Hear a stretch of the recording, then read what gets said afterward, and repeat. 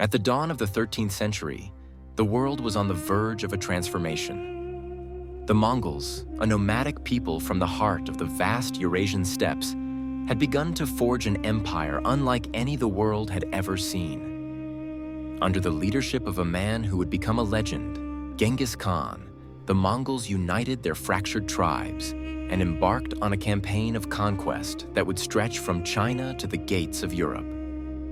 But in the West, there was one empire that dared to stand against them. The Khwarazmian Empire, led by Shah Muhammad II, was one of the richest and most powerful empires of its time. Stretching across the Iranian plateau in Central Asia, the Khwarazmians were proud, confident in their strength and their position as rulers of a vast and prosperous land. However, they underestimated the wrath of Genghis Khan.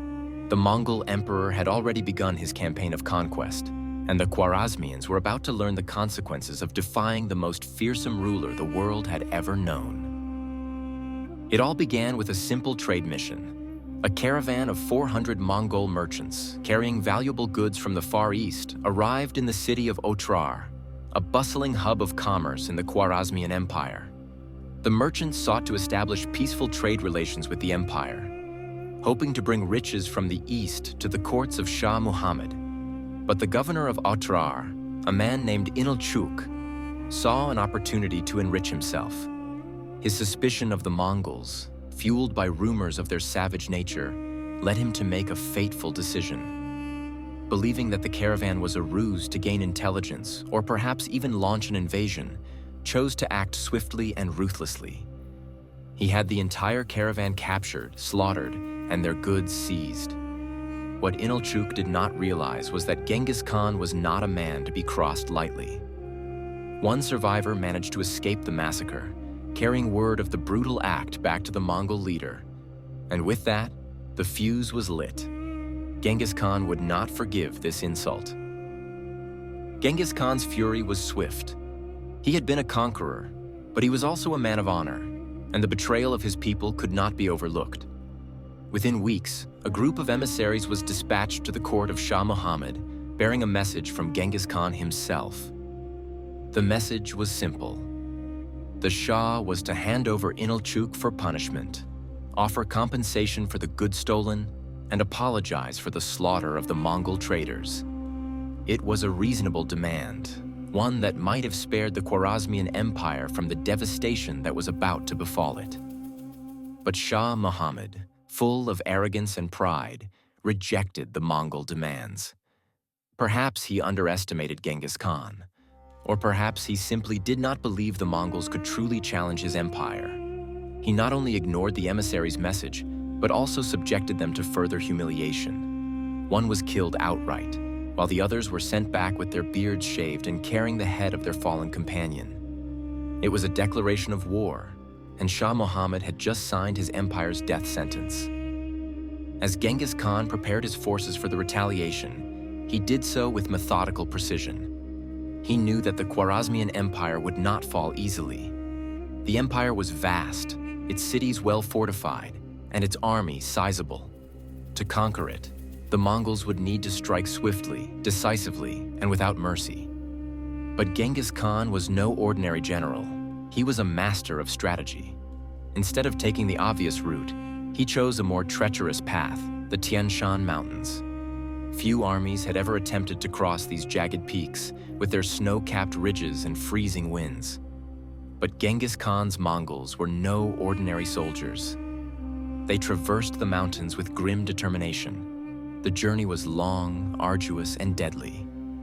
The Mongol horses, hardy and strong, endured the harsh conditions, but the soldiers, tired and hungry, were tested to their limits. Yet the Mongols pressed on, knowing that the reward on the other side was worth the suffering. When they finally descended from the mountains and entered the fertile Fergana Valley, they were ready for battle. The Khwarazmian forces, though numerous, had not anticipated an attack from this direction. The Mongols, fresh from their march and battle-hardened from years of warfare, struck with brutal efficiency. The Khwarazmian army, despite its size, was shattered by the Mongol cavalry's speed and skill. With the Fergana Valley conquered, the Mongols turned their attention to the city of Otrar. A place that had once welcomed traders, Otrar now stood as a fortress of resistance. Inside its walls, the people were divided. Many were loyal to the Shah, but others resented his heavy taxes, his ruthless policies, and his endless wars. The siege of Otrar was a long and brutal affair. The Mongols surrounded the city, cutting off supply lines and using every available tactic to weaken the defenders. Days turned into weeks, and weeks into months. The people of Otrar grew desperate, suffering from hunger and disease as the siege wore on. In their desperation, some within the city's walls saw an opportunity. They had no love for the Shah, and they longed for peace, or at least for the siege to end. In an act of betrayal, a group of defenders opened the gates, allowing the Mongols inside. What followed was an unimaginable bloodbath. The Mongols poured into the city, slaying soldiers and civilians alike. There was no mercy, no quarter given. Inalchuk, the man who had initiated this chain of events, was captured by the Mongols. He was brought before Genghis Khan, who had the governor subjected to a gruesome fate. Genghis Khan's punishment was symbolic, a reminder to all who might dare to defy him. Molten silver was poured into Inalchuk's eyes and ears, sealing his fate in a manner that could only be described as poetic in its cruelty. With Otrar in flames, Genghis Khan turned his attention to Samarkand, the crown jewel of the Khwarazmian Empire.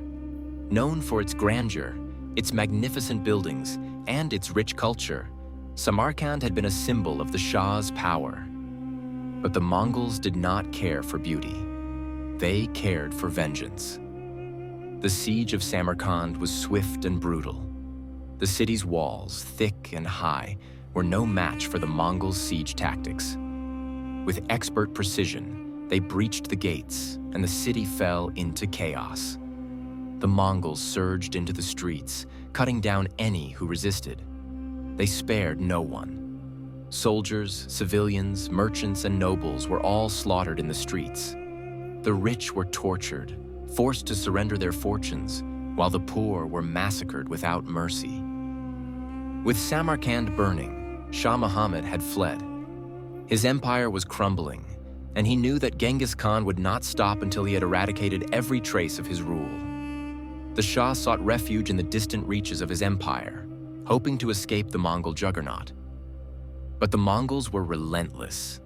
Genghis Khan dispatched his most trusted generals, Jebe and Subutai, to track the Shah down. The pursuit was long, spanning deserts and mountains, as the Mongols hunted their prey with the precision of a predator.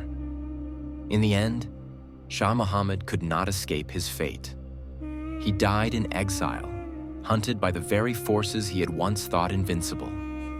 His empire, reduced to ashes, was a shadow of its former glory. The Mongols, meanwhile, moved on, conquering new lands and leaving behind a trail of destruction that would be remembered for centuries to come.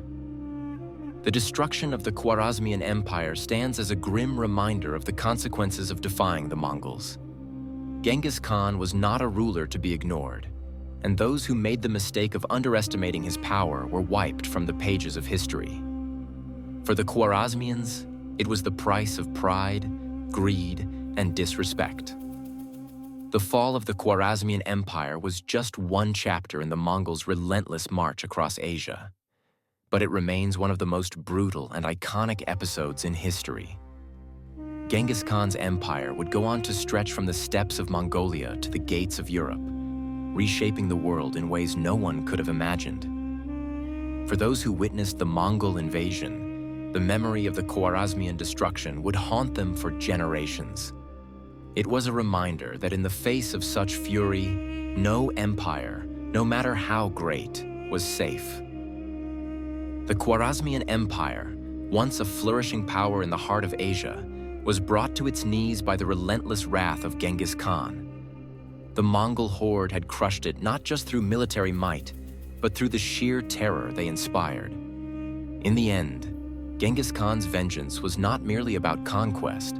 It was about making the world remember that there was no force more terrifying than the Mongols when wronged. This tale of destruction, retribution, and power remains one of the most chilling in history, and it serves as a stark reminder of the consequences of pride, betrayal, and underestimating a man like Genghis Khan. Thank you for watching. If you enjoyed this video, please like and subscribe to the History and Curiosities channel and hit that notification bell so you never miss a video. Let us know in the comments what other fascinating topics you'd like us to cover. See you in the next video.